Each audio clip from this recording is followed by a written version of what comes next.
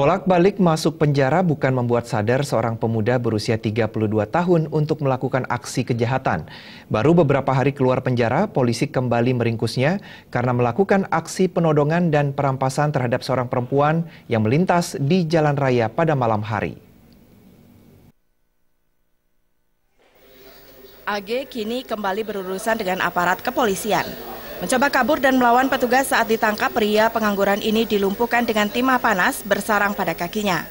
Dalam aksinya tersangka menodongkan sebuah pisau kepada korban yang kebanyakan perempuan saat melintas di jalan raya pada waktu malam hari dan merampas uang serta barang berharga korbannya. Terungkap aksi kejahatan residivis ini dari laporan korban KD Ayu 23 tahun ke jajaran Polsek Denpasar Selatan. Korban melaporkan ditodong oleh seorang pria dan HP miliknya dirampas pelaku. Kapolsek Denpasar Selatan, Kompol Nanang Prihasmoko mengatakan, terungkapnya keberadaan tersangka berawal dari ditemukannya handphone korban yang telah dijual tersangka ke orang lain. Selanjutnya petugas melakukan penyanggongan dan berhasil meringkus tersangka saat pulang ke tempat kosnya.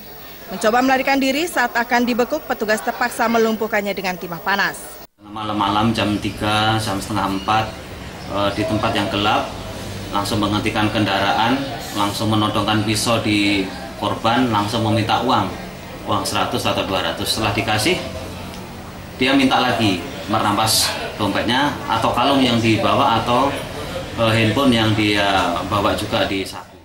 Tersangka mengaku melakukan 3 kali kejahatannya, yakni di Jalan Tukat Badung, Tukat Citarum, dan Jalan Tukat Pancoran dengan hasil berupa uang, perhiasan, serta handphone. Hasil penjualan barang elektronik digunakan untuk keperluan hidupnya. Rata-rata cewek ya? Cowok enggak? Enggak. Di tempat yang sepi-sepi. Dia kosnya deket situ loh itu, kosnya. Terus uang untuk apa itu kamu jual? Dan sehari-hari. Sebuah pisau dapur, handphone, tas, dan sepeda motor yang digunakan untuk melakukan perampasan disita sebagai barang bukti. Raiswantara, Bali TV.